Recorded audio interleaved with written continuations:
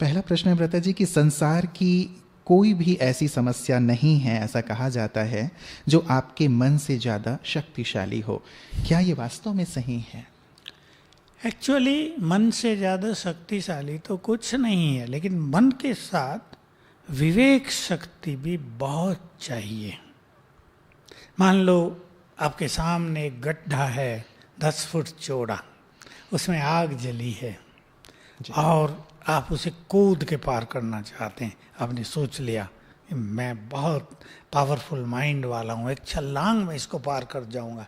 आपके पास लेकिन सद्विवेक भी है, तो आप सोचेंगे कि थोड़ा सा विचार कर लेता हूँ, कहीं गड़बड़ हो गई तो जीवन से हाथ धोना पड़ेगा।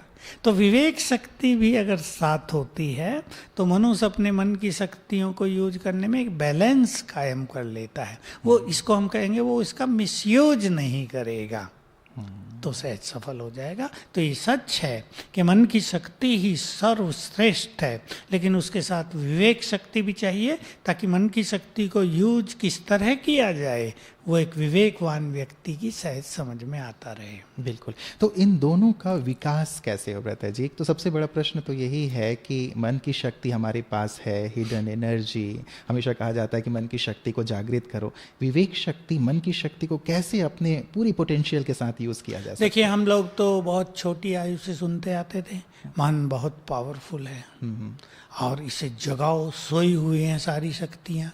हम सोचते जगाएं कैसे, कोई आदमी थोड़ा ही है कि उसे उठा दें, पानी के छींटे डाल के जगा दो, कैसे जगाएं वैसे। अब हमारे एक सीनियर साथी था, फ्रेंड ही हमारा, हमसे अगली क्लास में, वो बहुत बातें करता था ये।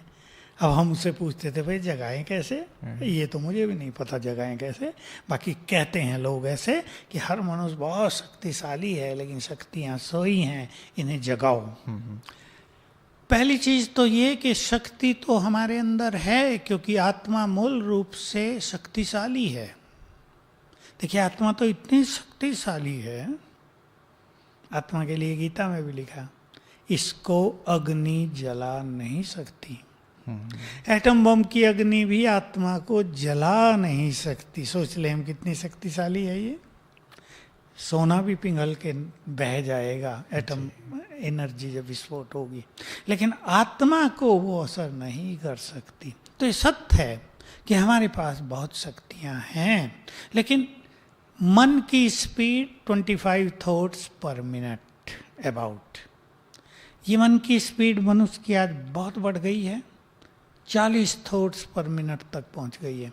इसलिए शक्तियां नष्ट बहुत हो रही हैं। तो केवल सोई हुई नहीं है शक्तियां, नष्ट भी बहुत हो रही हैं। जो बचती हैं वो इसलिए सो जाती हैं कि ये हमें भी नष्ट कर देगा, इसलिए सोए रहना अच्छा है।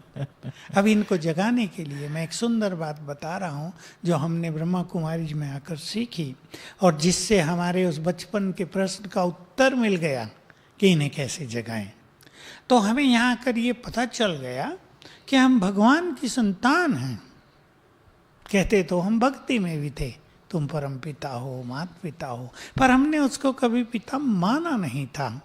अब यहाँ आके हमें ये नई रोशनी मिली, वो तुम्हारा पिता है, नाता जुड़वाया। हाँ, पिता है, पिता और पुत्र, बस आ जाओ इस फैमिली में। केवल कहा नहीं हो, इन्वॉल्व हो जाओ, तुम उसके बच्चे हो। वो सर्वशक्तिवान है, तुम भी बहुत शक्तिशाली हो। उदाहरण दे दिया, टाइगर का बच्चा टाइगर ही तो होगा, उसको बताना थोड़ा ही पड़ेगा तुम टाइगर हो। टाइगर की सारी शक्ति उसमें है। तो हम भगवान के बच्चे हैं, वो सर्वशक्तिवान है, तो हम भी बहुत शक्तिशाली हैं।